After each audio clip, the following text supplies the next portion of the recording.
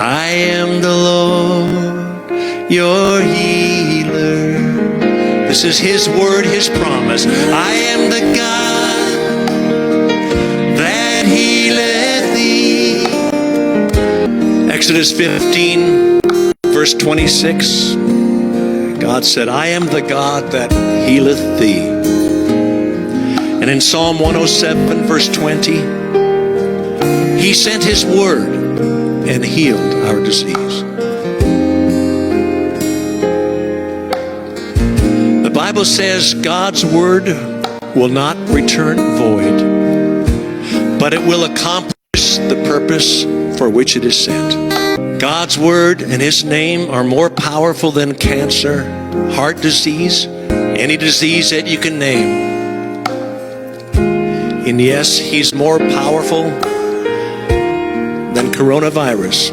Jesus Christ is our greatest healer. Our blessed Jehovah Rapha, the God who heals. Good morning, Philippines. Good morning, world. Good morning, Metro Manila. And good morning, Metro Cebu. Blessed Sunday morning to all of our beloved brethren in the faith, our fellow Christians in the Philippines and around the world. Kamusta po kayo lahat? How are you doing? I pray and hope all of us are doing good. No matter what is our circumstances right now, kahit ano po ang sitwasyon na hinaharap natin o nararanasan natin, especially those who are sick, who are going through a lot of pain, a lot of sufferings, still, we will serve the Lord our God. Amen. So, welcome everyone to Bishop Lopez Jesus Miracle Healing Service. This is a continuation of our Miracle Healing Service that we started last Sunday.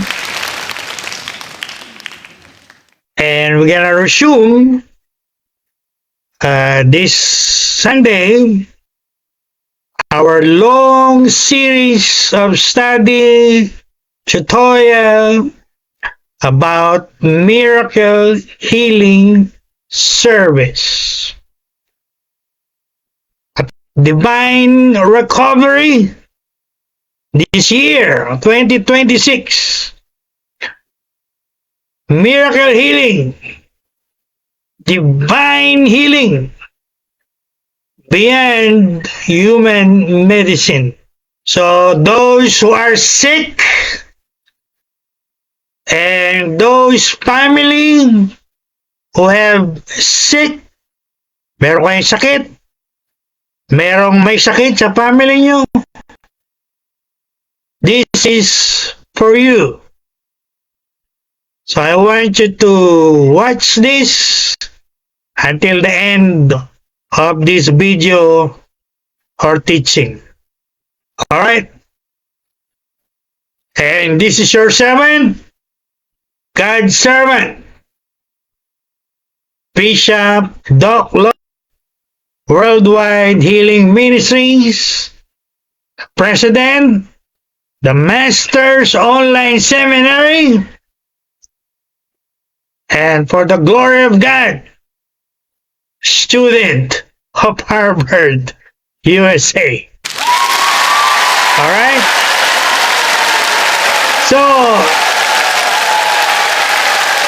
I am happy or full of joy to tell you this morning. We're going to study something very relatable to us. Relatable. All of us can relate to. So that is one of our word of the day. Relatable. Because alam natin lahat, sickness or disease or symptoms, particularly fever is something every person in the Philippines and around the world can relate to. Karamihan sa atin o halos lahat sa atin ay nakaranas ng fever or lagnat at naranasan din natin na magkaroon ng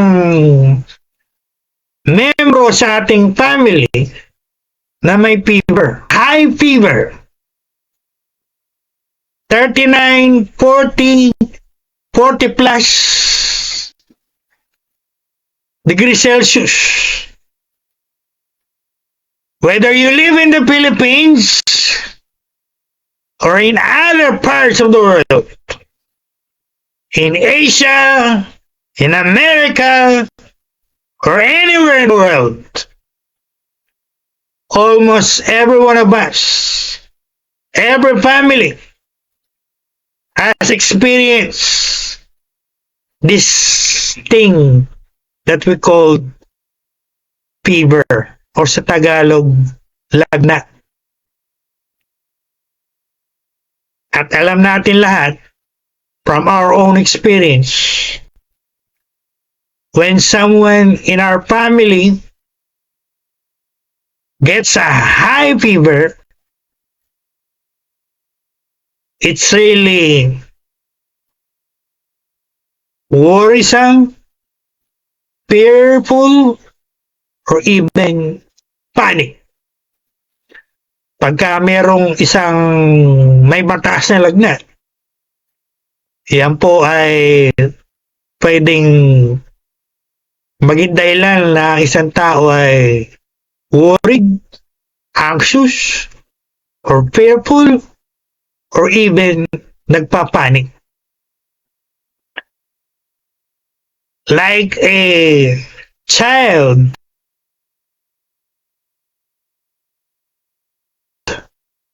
40 plus, and it happened in the middle of the night. Oh my God. From my own experience, it's harder. Kung makakapili ka mas gusto ko pang nangyari in the morning. Sapagkat mahirap po yung merong isa sa pamilya natin na merong mataas na lagnat, nangyari gabi pa, no? It's harder than during the day. Or it could be one of your parents, your mother or your father, nagkalagnat, high fever, hindi makapag-work, at hindi makakilos sa bahay.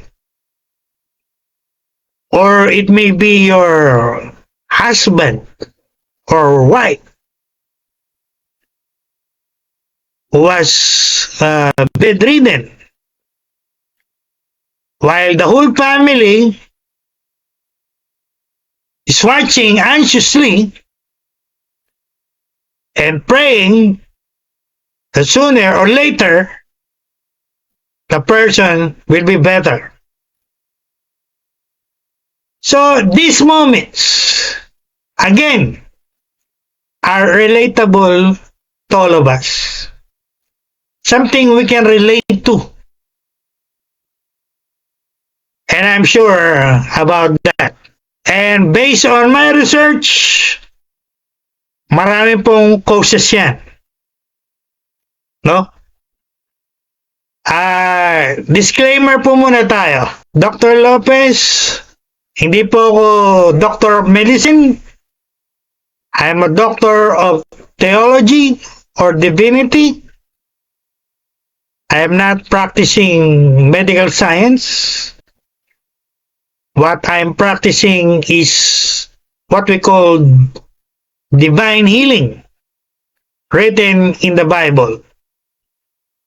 At lahat po ng medical terms, medical info na maririnig niyo sa video ito are quoted from my sources, World Health Organization, Wikipedia, and Harvard Health Publishing. Harvard, from where I'm studying right now. I want everyone to know, no content on this message should ever be used as a substitute for direct medical advice from your doctor or other qualified medical practitioner. I want that to be clear. Alright? Tayo po ay nagtuturo about this to educate people about health and divine healing written in the Bible as a ministry to the Philippines and around the world. And as I said last Sunday, what I'm giving to you is from the perspective of the Bible, not from the perspective of medical science. Alright? So I want that to be clear to everyone. Now, maraming tao, alam natin, gaya na sabi ko po kanina, ay nakakasakit o maring may sakit right now ng high fever o mataas na lagnat. At maaring kayo yun na nanonood or member ng inyong family. I have a good news for you. Dito po nagsishare tayo ng good news. Nating good news. Not bad news, no? We are sick of bad news. Naririnig, nakikita natin sa mga napapanood nating balita or news. Every night, every day, in our television, in the social media. So we want good news, right? And the good news here is this. At least two times, dalawang beses, in the Gospels, the Lord Jesus Christ, the Son of God, our blessed Savior and greatest healer, He healed fever. I'll say it again. He healed fever. Jesus healed fever. At least twice. Recorded twice in the Gospels. And I will give you the details later on, this Sunday and next Sunday. And you know how He healed fever?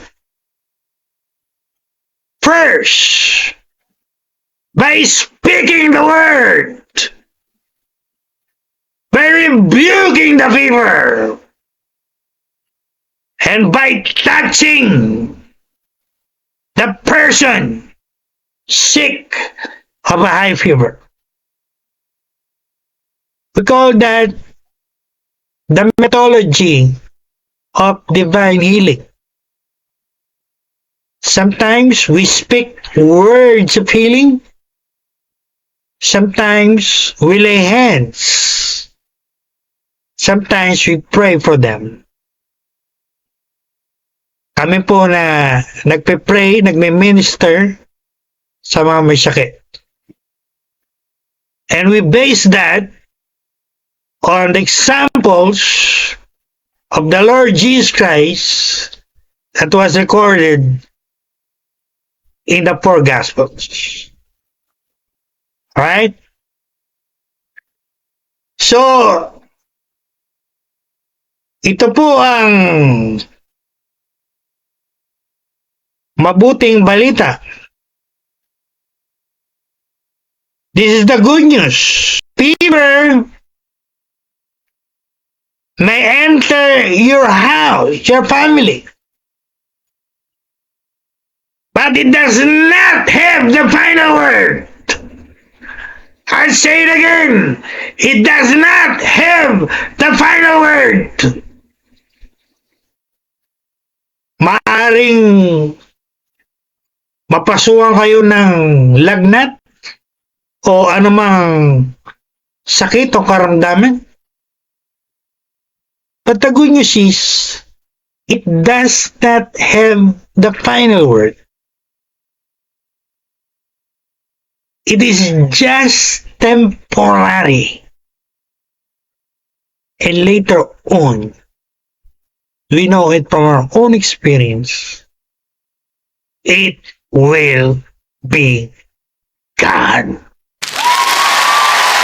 In the mighty name of the Lord Jesus Christ, and for the glory of God.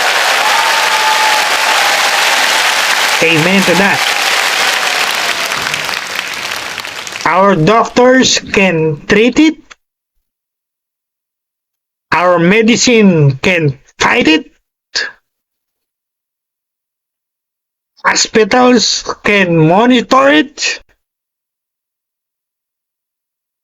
Higit po sa lahat, I'm sure all of you will agree with me, there is still the greatest healer who really cares about the sick. And that is the Lord Jesus Christ. To us Christians, our Jehovah Rapha, the God who heals us, who promises, as I said last Sunday, He's gonna restore health to our human body. Amen, Lord. So today, we will study something very relatable. Again, relatable to all of us, to every family. What our Bible teaches us about faith, miracle, divine healing, wisdom, and hope when sickness or symptoms like fever, high fever happen in your family or in our body. Let's be honest with ourselves. I want to be honest with myself. Pagka nakaranas tayo ng ganyan, ang malaking katanungan where do we place our faith, our trust? First, sitting on it last night, And what came to me was, it depends on the person, right? Kung ang isang tao ay unbeliever, ang unang gagawin niyan, ang unang pagtitiwalaan niyan, yung gamot, paracetamol, yung doktor, no? But to a person who is really a Christian, a mature Christian, malalim na Kristiyano, iba yan, siyempre. Ang unang lalagay sa puso at isip niya, God first. I will trust God first. The power of God first. Before anyone or anything else. Although we cannot deny the facts, may mga Christians, marami po,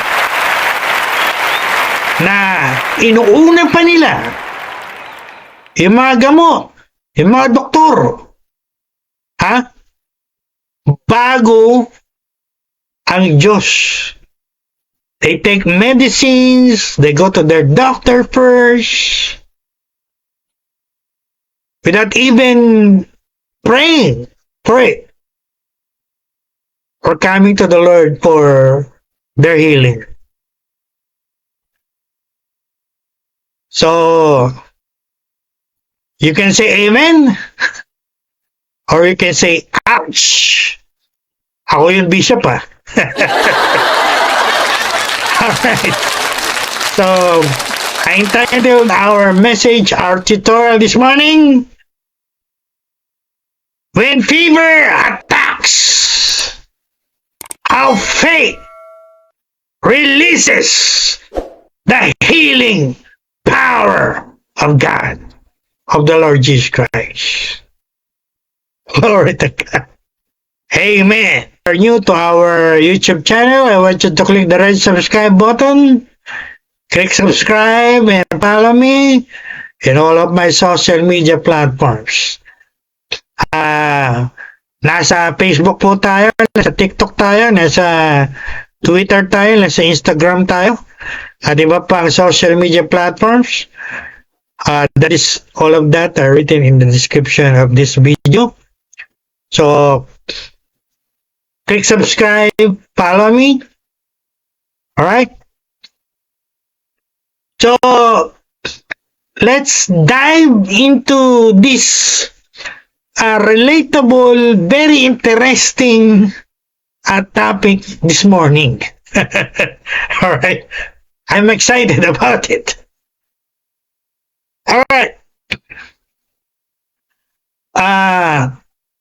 For our text, I want everyone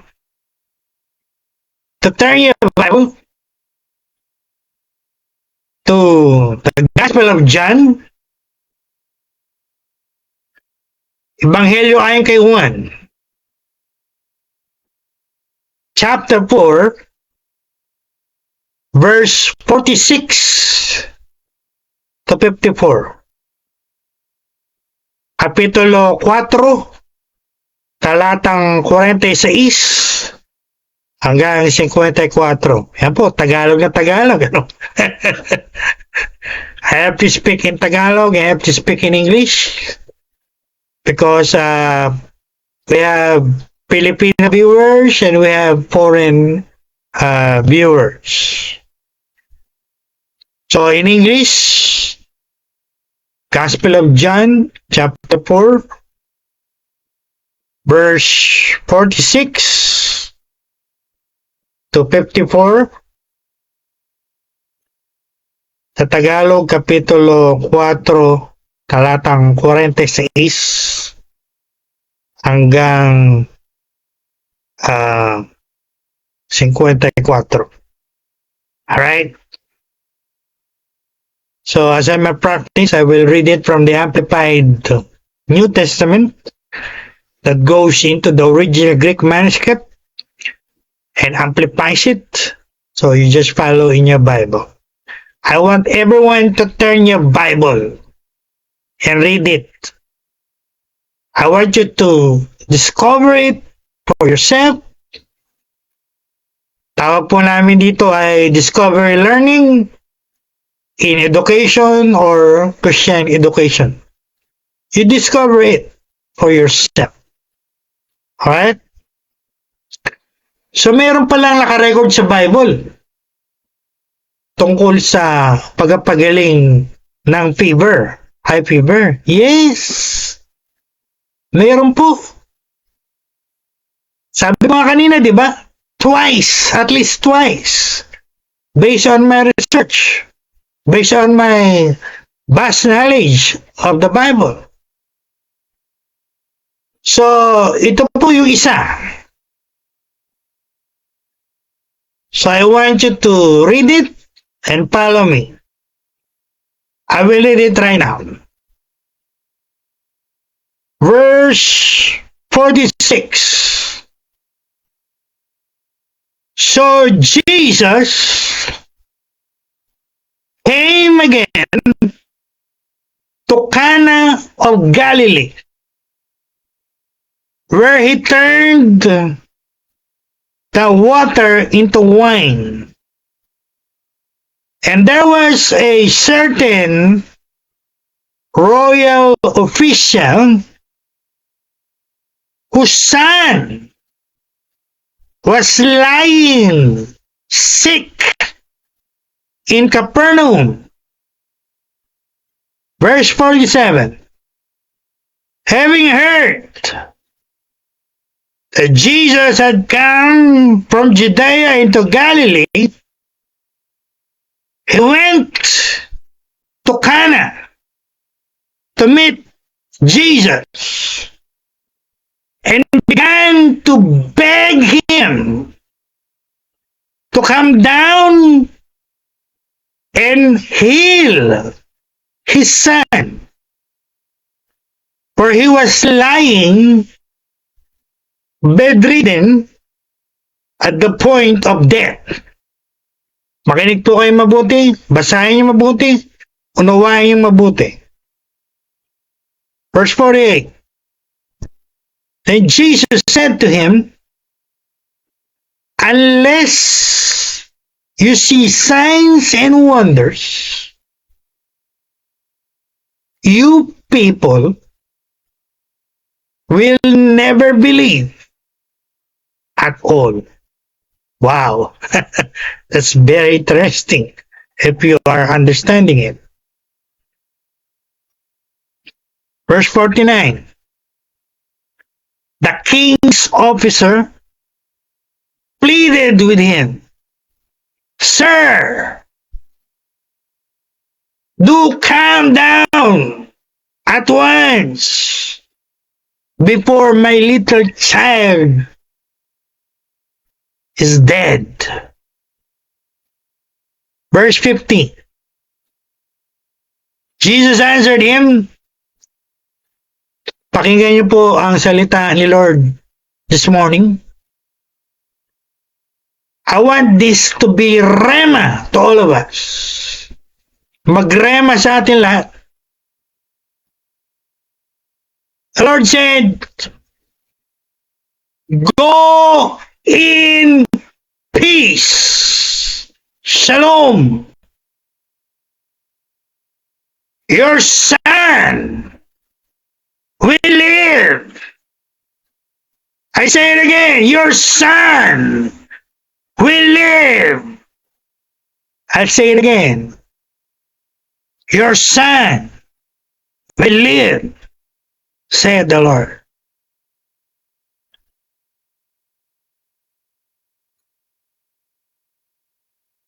And the man, take note, the man,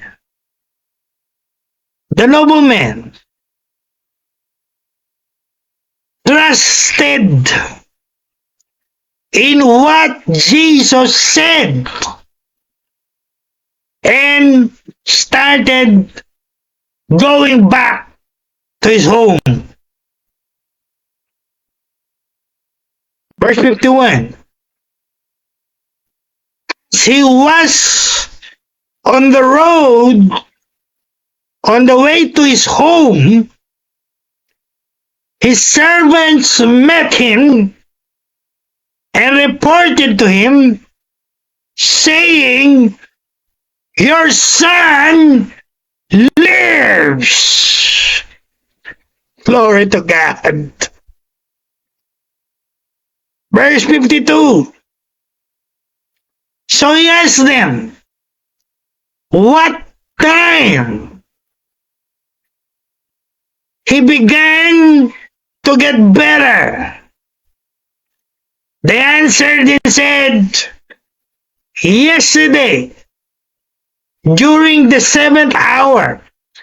For the information of everyone, 7th hour, ang equivalent po niya sa atin ay about 1 o'clock in the afternoon. 1 o'clock in the afternoon. At 1 o'clock in the afternoon, the fever left him. Verse 53. Then the father knew it was in the same hour, the same time, when Jesus said, "Your son lives or will live." And you know what? He and his entire household trusted in Jesus, or in other words, all of them got saved. Glory to God. And last verse. This is the second sign or miracle that Jesus performed after he came out of Judea into Galilee. Wow! God bless the reading of His powerful words. Wow! Napakagandang story, napakagandang good news, napakagandang salita ng Diyos sa umagang ito. Pagpapalain ni Lord ang pagkabasa na kanyang mga salita. Alright. I want everyone to listen carefully. I'm going to expound it. I'm going to explain it. And I pray to God, you're gonna get the revelation of this deep in your spirit, in your mind. You'll have a clear comprehension of this message, of this tutorial, that this will really speak to you. Sabi ko kanina, maging rhema word. Hindi lang logos, hindi lang written word, but spoken word. Something that speaks to you. Speaks to your heart. Speaks to your mind. Alright? I want everyone to listen now. Makinig po kayo mabuti. At unawain nyo lahat na mapakinggan nyo.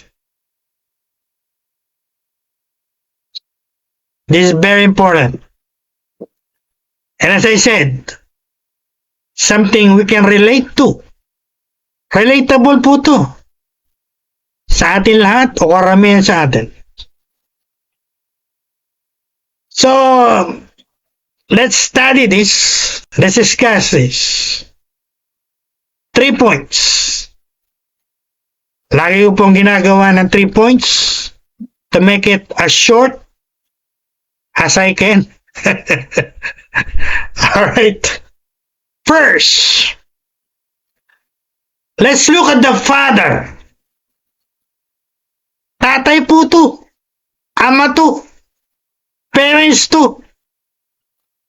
Who was desperate for his dying son. As I said, kung ikaw ay responsible at caring father or parent, you can relate to this. No? The man was desperate. Now, let me clarify that word. Pagka narinig natin desperate, ang naiisip natin usually ang meaning hopeless. Hindi po yun ang meaning lang ng desperate. That's not the only meaning of the word desperate. According to my research, desperate describes a state of extreme need, very in need, nasa matinding pangailangan, or dangerous urgency, very urgent situation. Eh, alam natin very urgent. Maliwanag yung nabasa natin, di ba?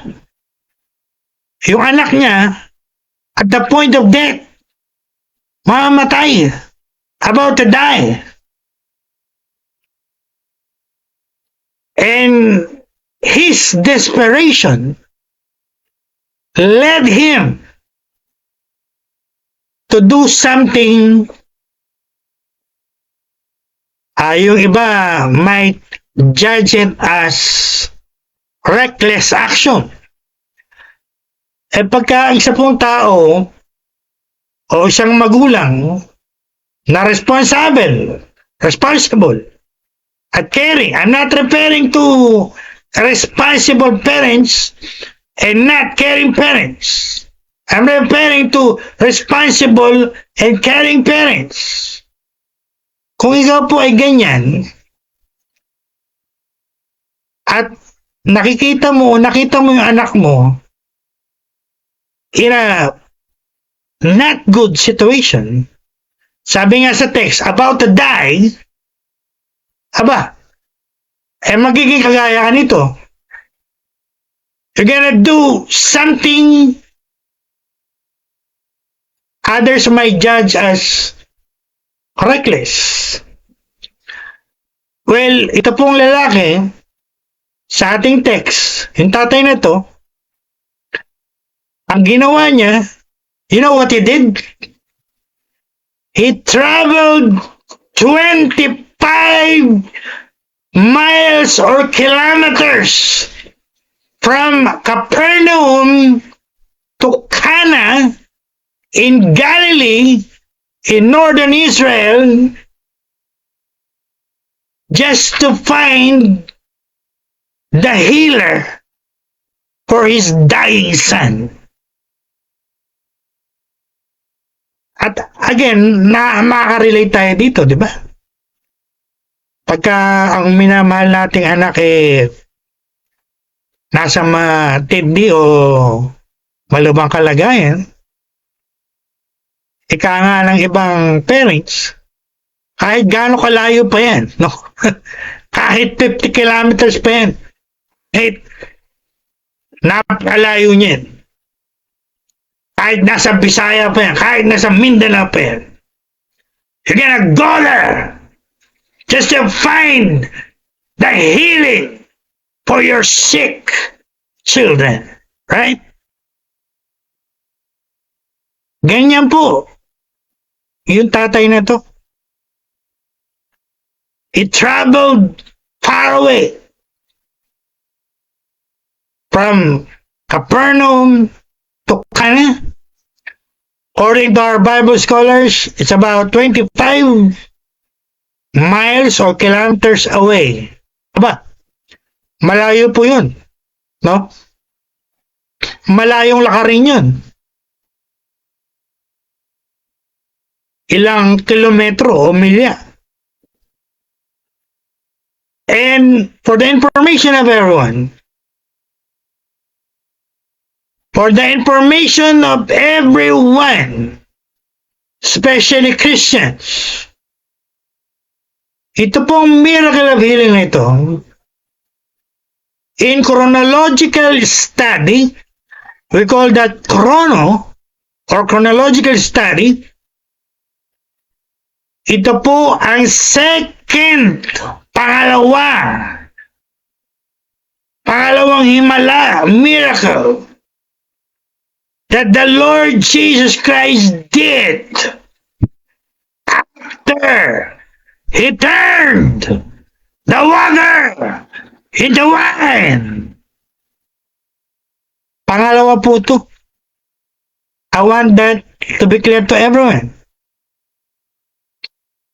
Ang first miracle na ginawa ni Lord, He turned the water into wine. And this story we're studying now is the second miracle, second sign that He did after He made that first miracle. Maliwanag po ba?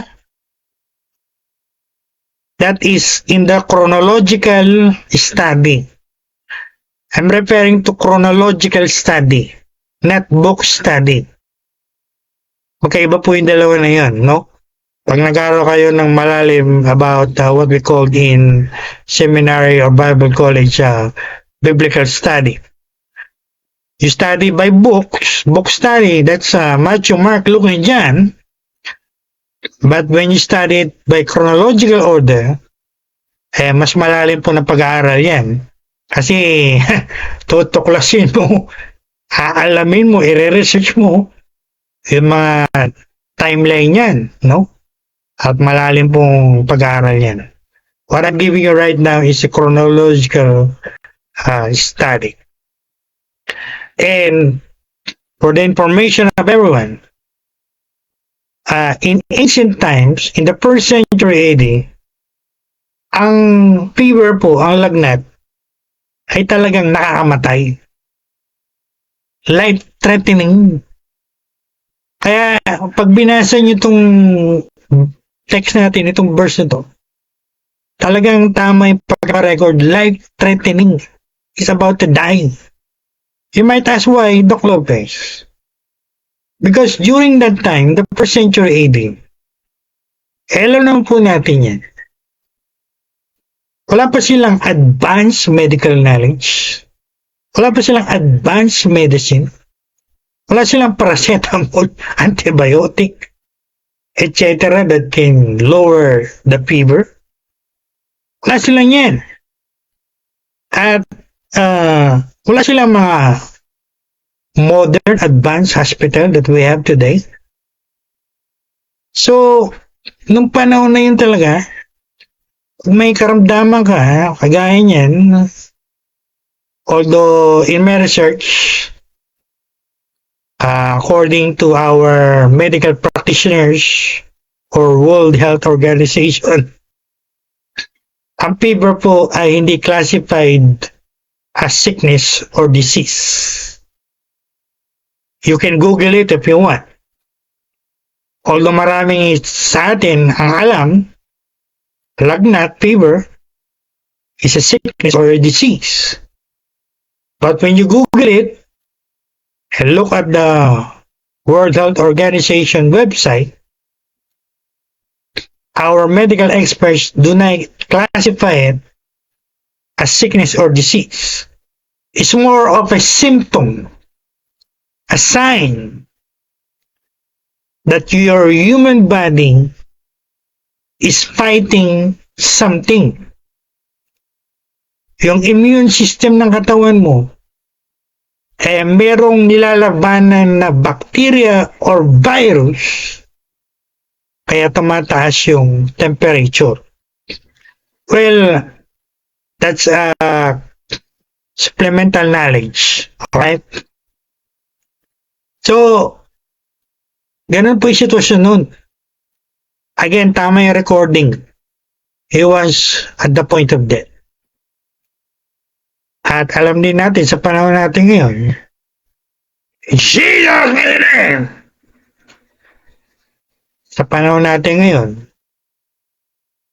ang fever po, ang mataas na lagnat, lalo pagka line of 4 na yan, 40, 41, 42, 43, mataas pa. Delikado po yan. Alam natin yan, right? Kaya minomonitor po yan ng mga may alam, no? Through thermometer. At pagka hindi po yan na-treat immediately, naagapan, may possibility na magpalalayan ng katawan natin. Sabi nga ng mga doktor natin, magkaroon ng dehydration o something harmful to our body because of the high temperature. So what I'm saying is, whether in ancient time or in postmodern time, I want to educate everyone. Fever is something dangerous. It can kill you if you don't treat it right away or with the right cure or healing or medicine.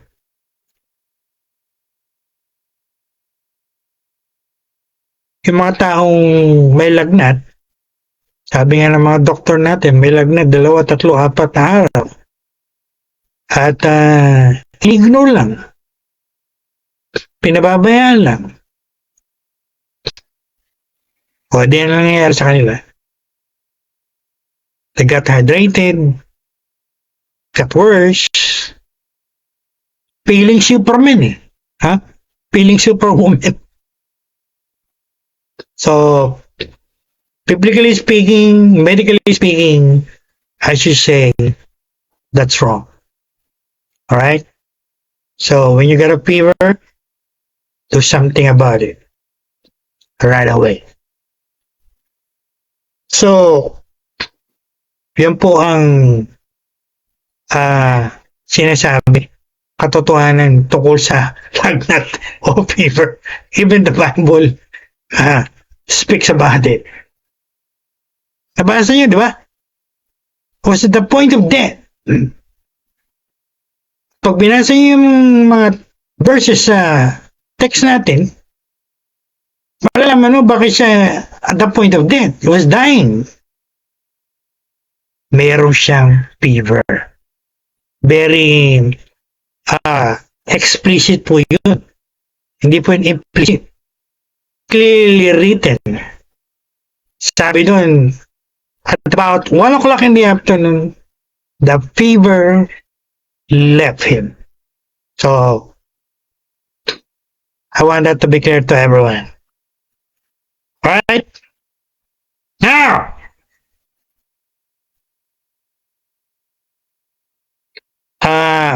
base po sa aking research,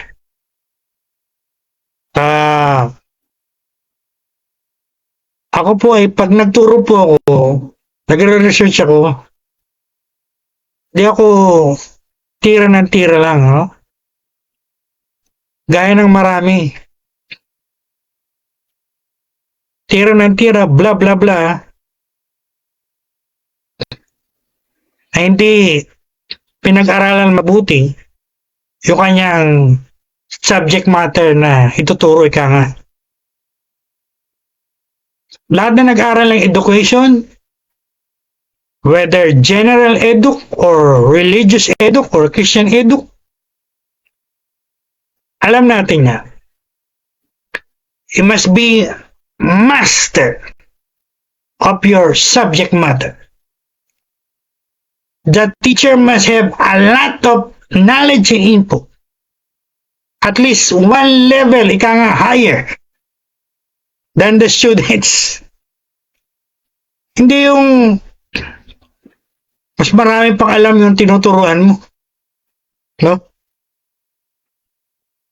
even sa standards ng ating CHED, bagsak ka. Alright? How much more? In the standards of God.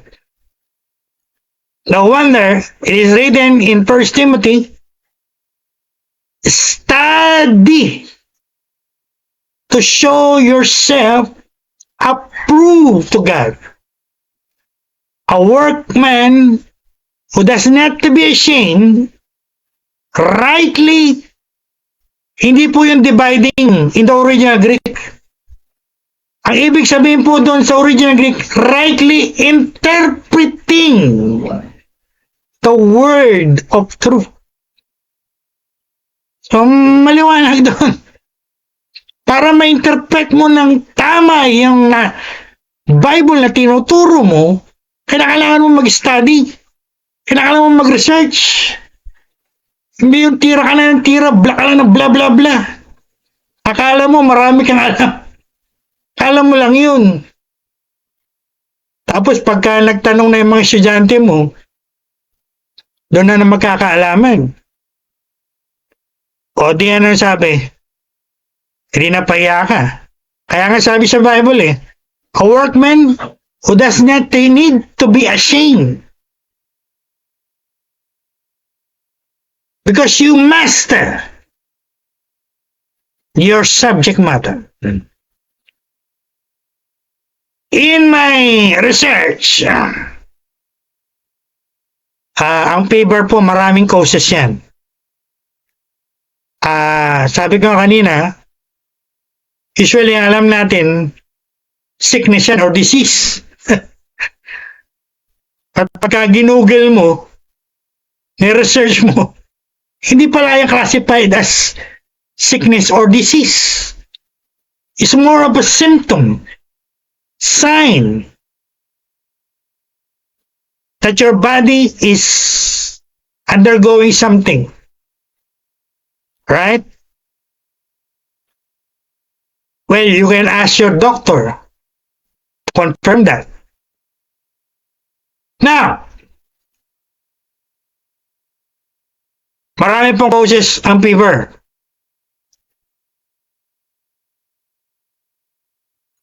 Merong, alala ko, in the past,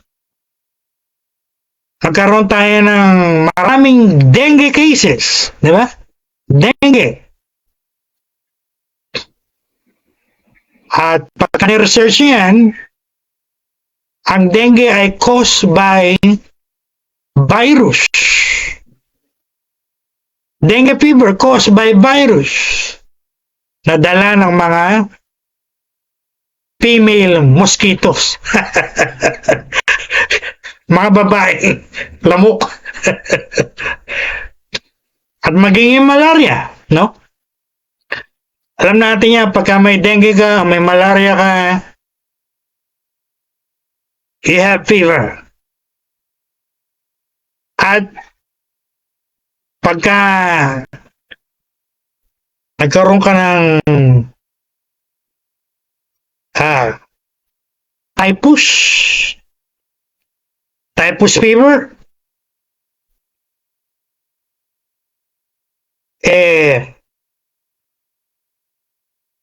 may fever ka rin. So, magkakaiba po yan. According to my research, yung typhus ay nakukuha naman sa meron ka nakain na contaminated food or contaminated drink. You got the bacteria and your body had a fever. Huwag na tayong lumayo. Yung COVID, ng panahon ng COVID, di ba? Fever, high fever is a symptom of COVID. So, mga karagdagang kaalaman po yan. No? Again, you can ask your doctors to confirm that. So, may mga causes po yan. Dapat naintindihan natin yan. Pagka nagkalagnak tayo, God forbid, I reject it in Jesus' name. O meron tayong kasama sa bahay na nagkaroon ng ganyan, dapat naunawaan natin yan. Ganyan pala yung nangyayari. Alright? So that we can better pray for it, we can better minister to it. Kaya lamang ang may alam. Totoo po yun. Knowledge is power. And lack of knowledge can destroy you. Marami na pong nadisgrasya o napahamak dahil sa kawalan ng kaalaman o kakulangan ng kaalaman.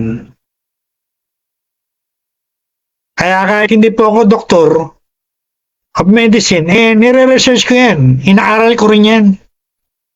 Para pag nag-pray ako, nag-minister ako sa mga taong may ganyan, I'm doing it with lot of knowledge. So I can better do it. Got it? Alright. So, balik tayo doon sa lalaki, sa tatay. He was desperate. At lilinawin ko po to bago tayo umalis sa puntong ito. Pag binasa niyo po sa mga Bible niyo, babasa niyo nobleman or royal man. You might ask, ano ibig sabihin nun? Bishop. Ang ibig sabihin po niya na ito. Yung taong yan ay official or officer sa palasyo, sa palace ni King Herodes. King Herod na nakasakop sa Galilee o Northern Israel. So, alam niyo na, ibig sabihin, political leader yan.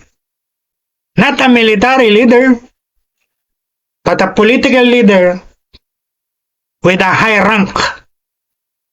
Wow! Parang Roman centurion, ano? Opisyal sa Roman army with a high rank. Pero yung mga tao pong yan, nagpakumbaba. Hinanap si Jesus at lumapit kay Lord. Binaba nila yung mga political at mga military status nila. Hindi kagaya ng marami ngayon. Ha?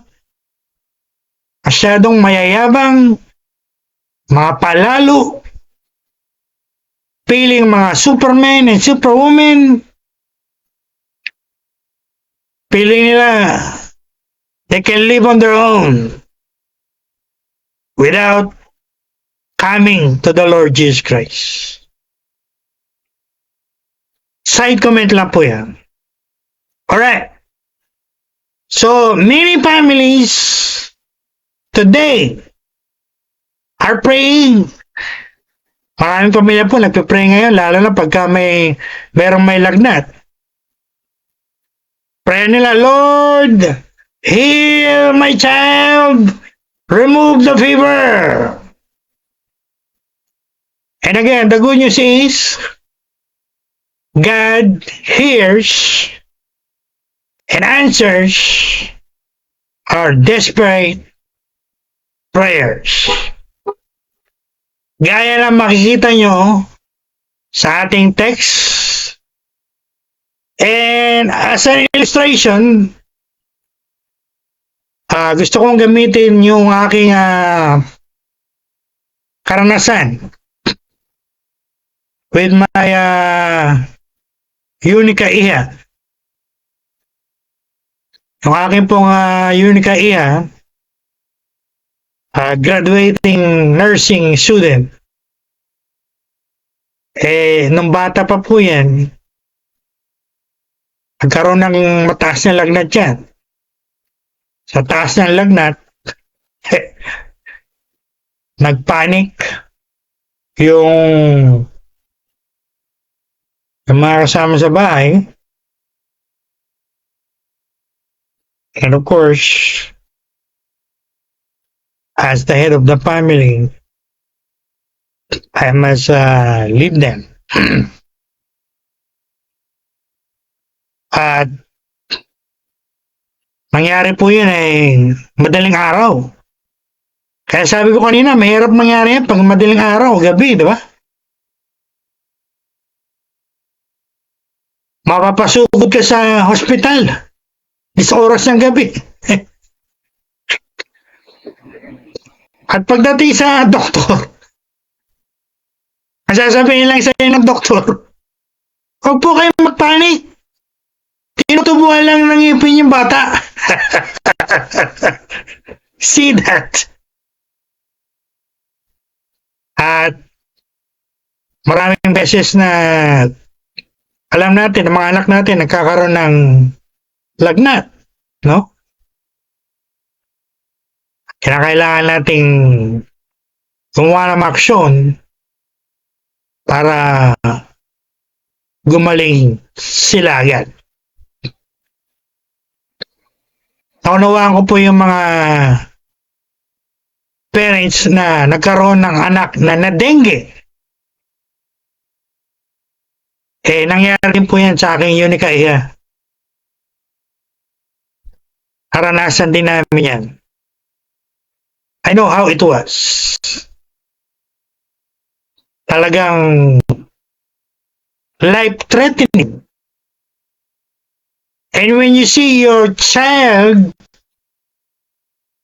nakahiga sa bed, sa hospital, that's devastating.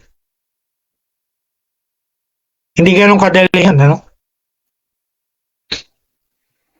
Tapos kung gusto mo pang sabihin, ako na lang yung nandun. Kaysa yung minamahal mo anak. At meron din po kami member sa church namin sa Valenzuela. Nagkaroon din ng dengue. We have 2 cases. Isang malungkot. Isang masaya. Yung malungkot, namatay. Yung anak ng aming member because of dengue. At yung masaya naman ay pinag-pray namin sa church. Yung pangalawang case. And we have powerful testimony through prayer, congregational prayer in the church. Bumaba yung lagnat niya. Eventually, na-discharge siya sa hospital, healed miraculously of dengue. Wow! Glory to God. Praise the Lord Jesus. See? Kaya we can say and we can teach from our own experience. Jesus Christ still heals fever nowadays. If you have the faith for that kind of healing. Alright? Second point. Malapit na po tayo matapos. Pangalawa na to. Then pangatlo. So we saw the problem.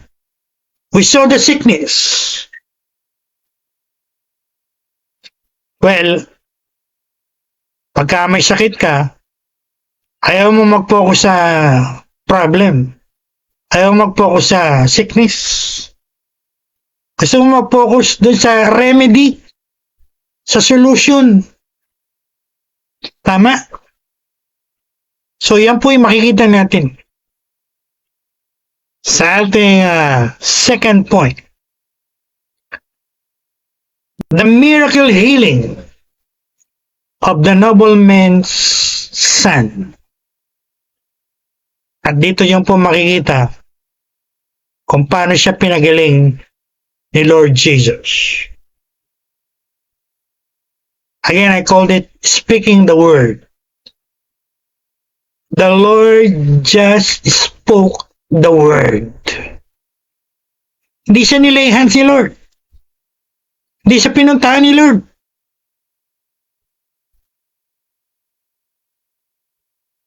In that very hour, about 1 o'clock in the afternoon, the healing power of God was released out of him when he spoke the word. At gusto ko pong maintindihan nyo, nasa kana sila. At yung may sakit nasa Capernaum. Again, that's about 25 kilometers or miles away. Malayo po yun. Pero amazing sa storyang ito, kahit ganun kalayo, sinalita lang ni Lord yung word, and the son was healed miraculously, instantly, in that very hour. Amazing. Well, I don't know about you. For me, that's amazing. Something even our doctors and medicine cannot do. Only God Almighty, only the power of God can do that. Wow, amazing. So,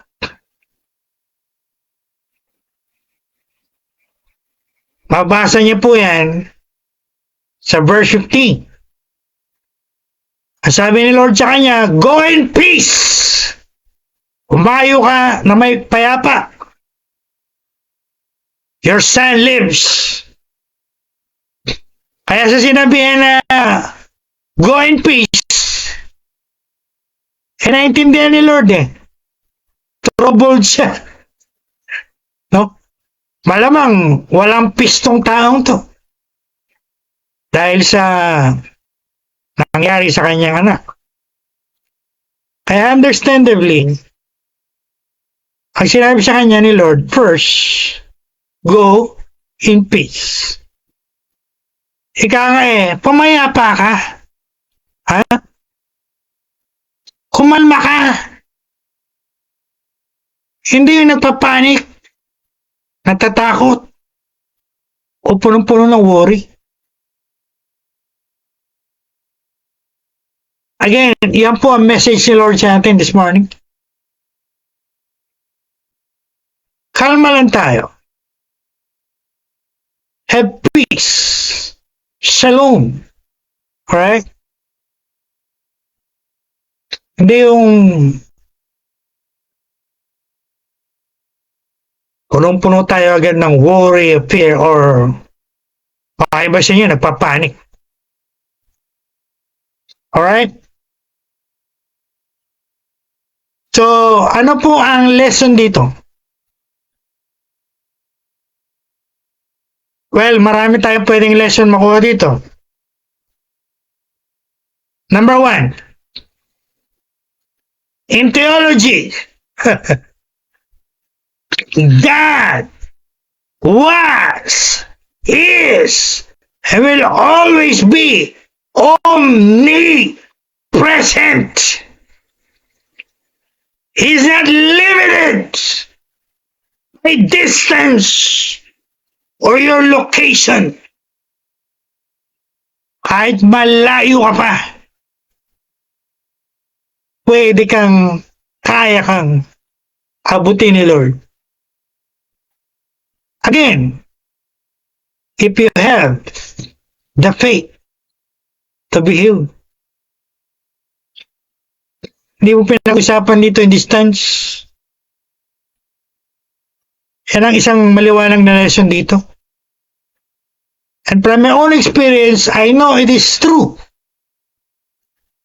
May mga pinag-pray po kami yung may sakit. Nasa Pilipinas kami, nasa States yung may sakit, nasa Middle East yung may sakit, nasa Japan yung may sakit, nasa Cebu yung may sakit, nasa malalayo sa lugar, yet God healed them.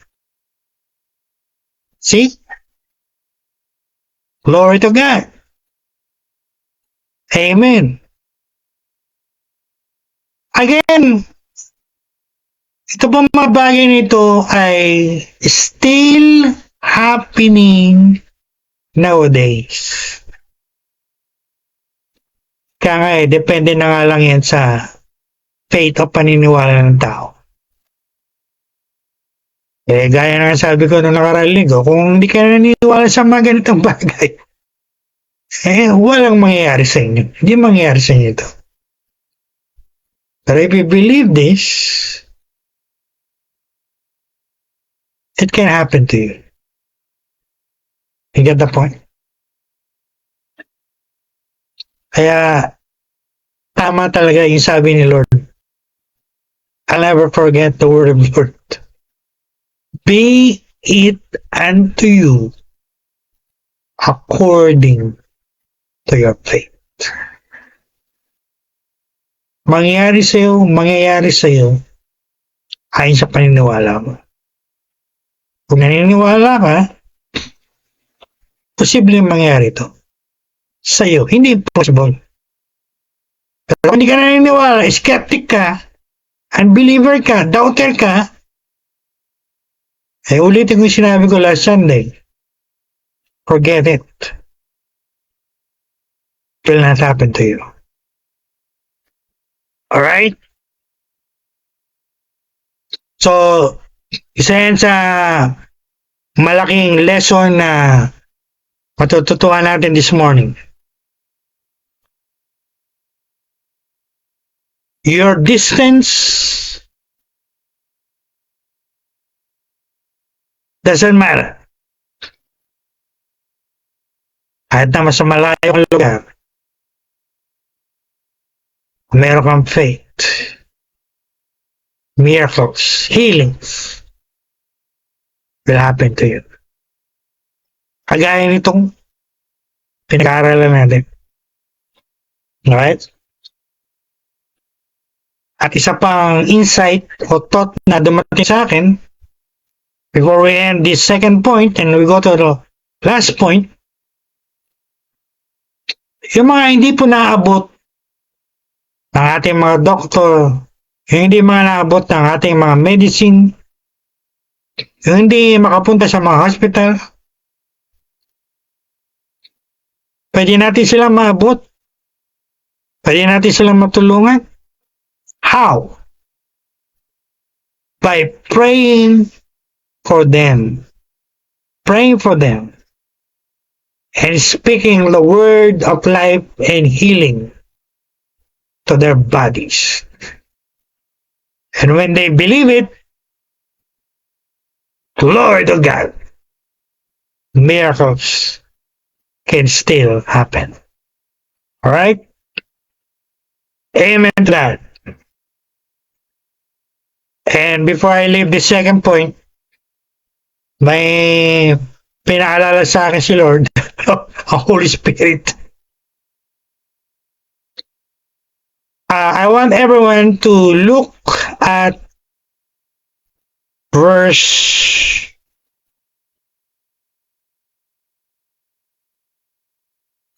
Meron tayong titingnan na verse bago tayo matapos.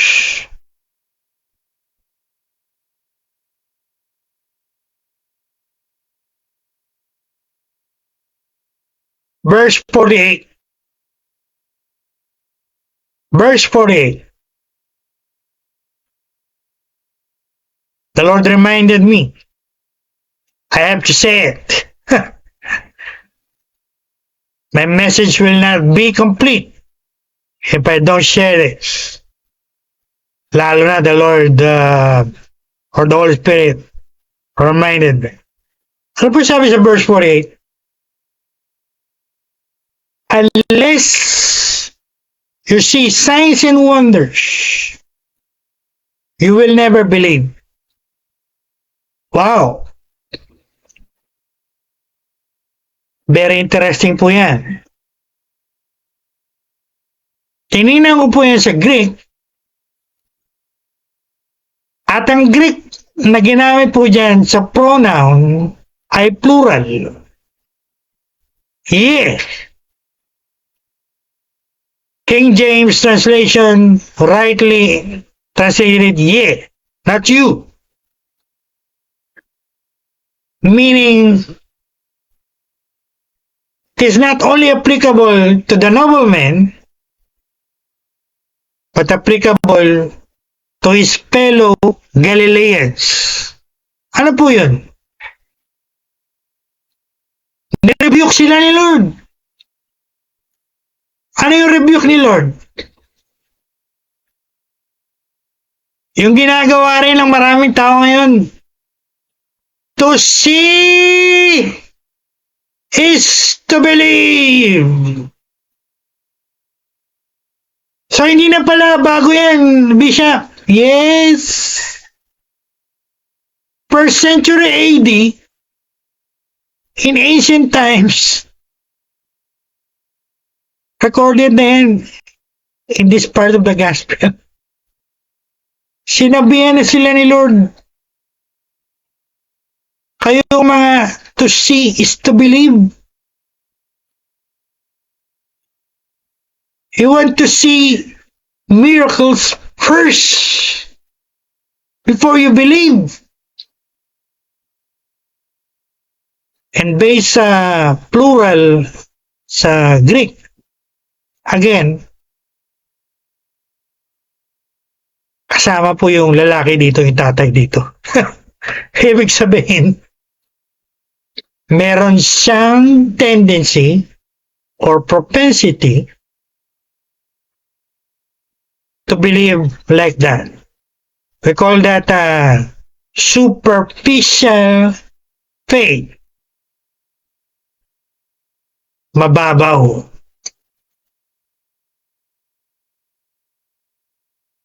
Kailangan makakita muna bago maniwala. Maraming tao ganyan. That's why the Lord rebuked them, just as the Lord is rebuking those people today. Hindi po gusto ni Lord yan. Yung to cease to believe. Katwiran ng mga tao sa mundo. Ano ang gusto ni Lord? You believe and you will see. Kagaya po na nangyari dito sa tatay na to. Sabi, he trusted, he believed in the word of the Lord spoken to him without seeing anything. And he just acted on his word. Yan po ang tunay na pananampalataya. Pinaniniwalaan mo yung salita ng Diyos kahit wala ka pang nakikita. Hindi yung katwiran ng maraming tao ngayon. Niwala mo na, may makita mo na ako bago ako maniwala. Sa mga taong ganyan, the Lord will require you as He required this man to believe in His word without saying anything.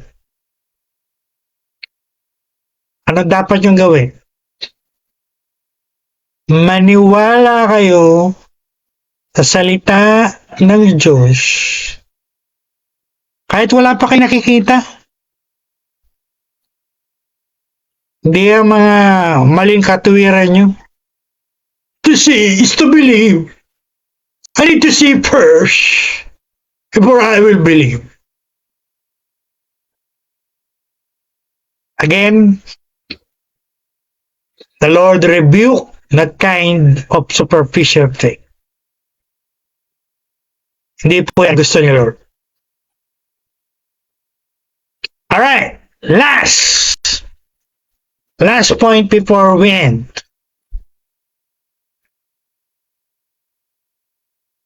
Faith was activated. Faith activated the miracle of healing. Yung pananampalataya niya, kahit wala pa siyang nakikita, ay nagbigay sa kanya ng himala na kagalingan na kanya anak. Wow! He acted on the word of God without saying anything. Ang sinabi sa kanya ni Lord, go in peace. Your son lives, will live. He just trusted that word from the Lord. And he just acted on it and went back to his house in Capernaum, trusting that word without seeing anything.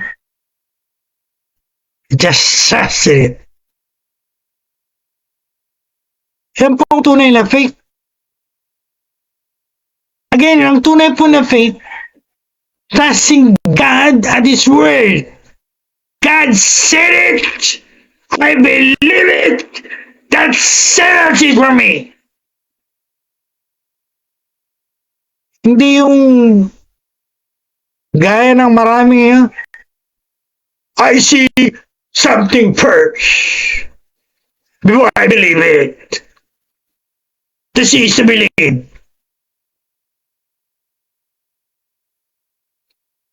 Mali po kayo. And I'm telling you, as God's servant, pag ganyan ang faith nyo, superficial, mababaw, one day, mapapahamak sa inyo yan. It will never do you good. Maaari magpahamak sa inyo yan. Kanyang klaseng faith.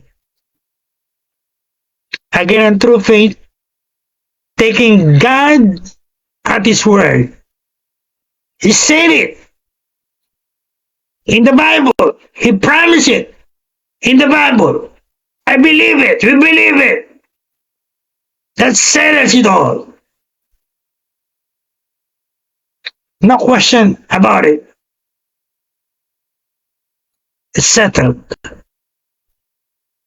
Yan po ang biblical true faith. At yan po yung faith, klase ng faith, na nag-activate, nag-release ng healing power ni Lord para yung may sakit ay gumaling. He went home before seeing anything. Faith sometimes must walk, must act first before the miracle happens. Not the other way around. Ang ginagawa ng maraming tao. No wonder they don't see and experience miracles with their superficial faith. I'll see first, then I will believe. Isa lang ang sasabihin sa inyo, Lord. Believe it first, and you will see it. Period. Alright? At pagka binasa niyo po yung text natin, the servants of the nobleman confirmed the miracle of healing. They met on the way. They reported, magaling na ang anak mo. And I'm sure all of them were happy. Especially his father, nobleman. At lalo na nung nakita niya, pagdating niya sa bahay, na yung anak niya ay completely healed of fever, hindi na at the point of death, kundi buhay na buhay, hindi na lying, bedridden, nakatayo na. Wow! Glory, glory, glory to God for that wonderful, amazing miracle of healing. At alam niyo po ba, happy ang ending nito? Dahil pagka binasa niyo ating text, mabasa niyo at the end, he and his household or family, including his servants, believed in the Lord Jesus. That means they received miracle of healing and they received the greatest miracle of all, the great miracle of salvation. All of them got saved. Glory to God. What a happy, glorious ending. Why? Bakit? Natutuwa po nung tatay nung lalaki sa story natin na mag-graduate from superficial faith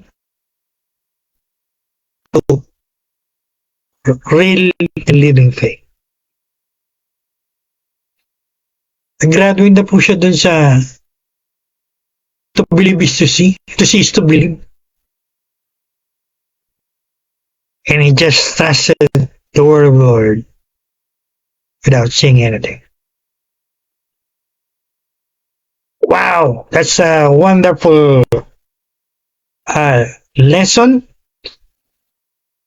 wonderful message, wonderful tutorial about divine healing, about miracle of healing. Particularly those who are sick with fever, or those families who have someone sick of fever. Now, as our ending, you might ask, applicable pa po ba to? Can we still apply it today? Of course, the answer is yes. Still applicable today. So how are we gonna apply it? How are we gonna apply it?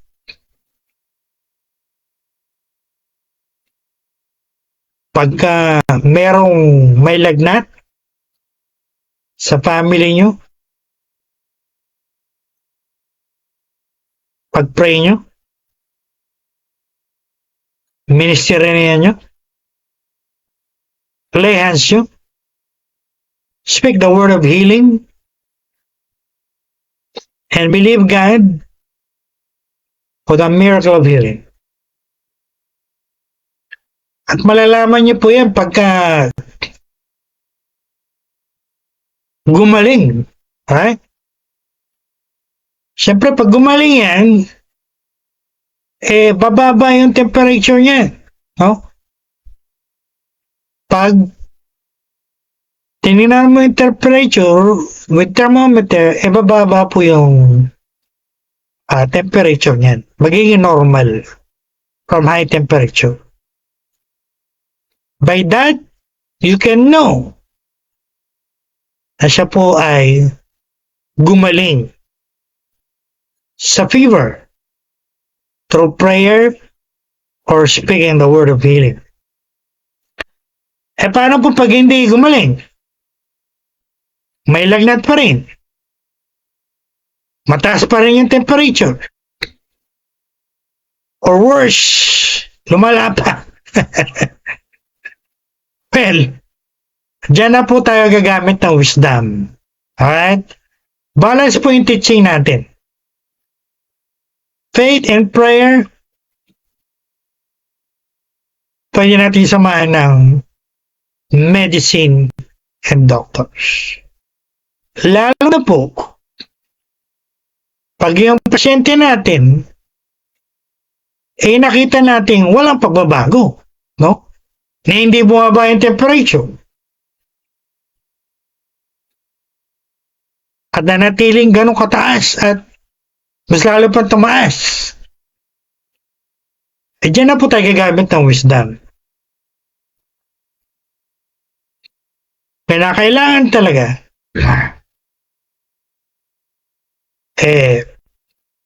painumin na natin ng gamot or dalhin na natin sa pinakamalapit na hospital. Alright? Ang turo po natin dito ay balance. Hindi tayo extreme. You can use your faith, you can use prayer, you can appropriate the power of God to bring healing, or you can take the other side. Medicine, doctors, when needed. Alright? Hindi po ako magtuturo na extreme dito. Balance ang teaching natin with wisdom. The point is, as Christians, as believers of God, we pray for them first. We bring them first to God. We minister to them. We speak to them the word of healing. Pag sila'y gumaling, praise God, thank God. Glory to God. Pag walang pagbabago at lumala pa, gamitan na natin ang wisdom. So, medicine and doctors. Alright? Lahat pong yan ay ginagamit ni Lord to bring healing to the sick, particularly those who have fever. Alright? So, maliwanag po yan. I want that to be clear to everyone. Alright? So,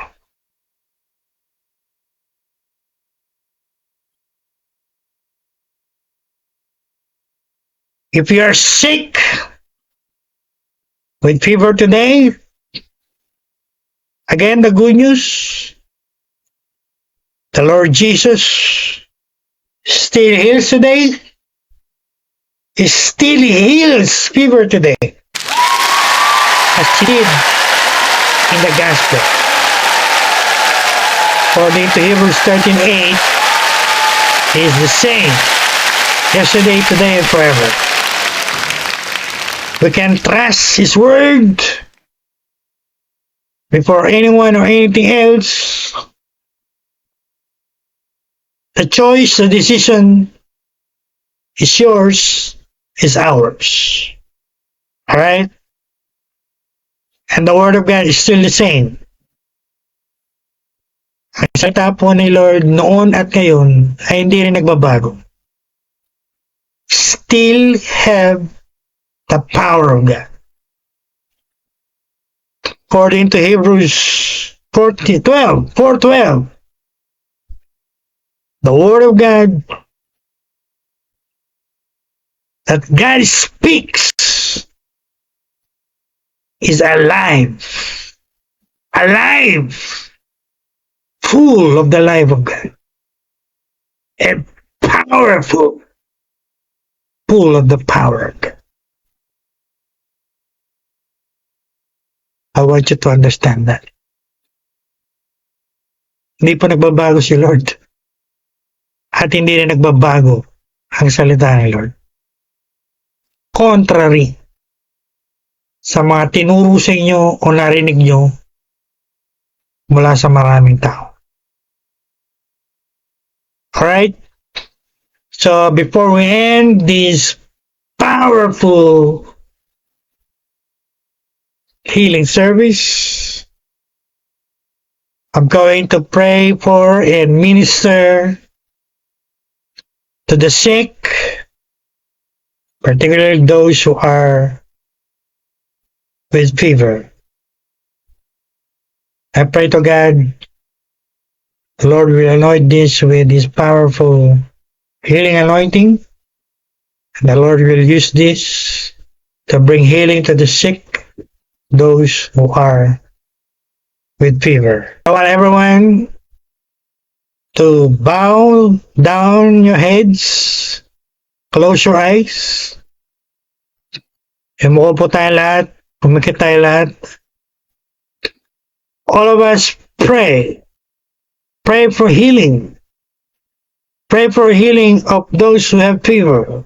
But we believe right now, without doubt, the Lord will release His power to those who are sick. Lord Jesus. Yes, Lord Jesus.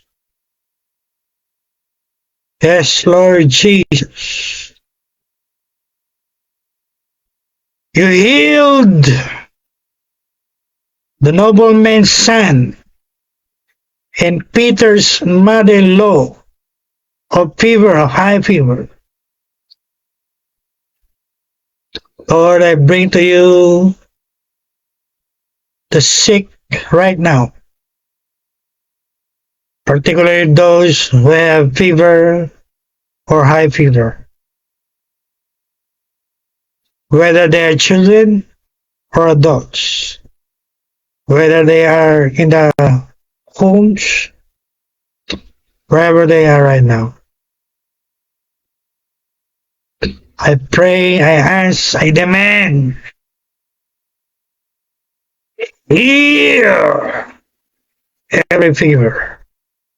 Heal every fever. Heal every fever. Destroy every bacteria, every virus, every work of the devil in the human body. Now, in the name of the Lord Jesus Christ, in the name of the Lord Jesus Christ, in the name of the Lord Jesus Christ. Pray, Lord, let your healing power flow out.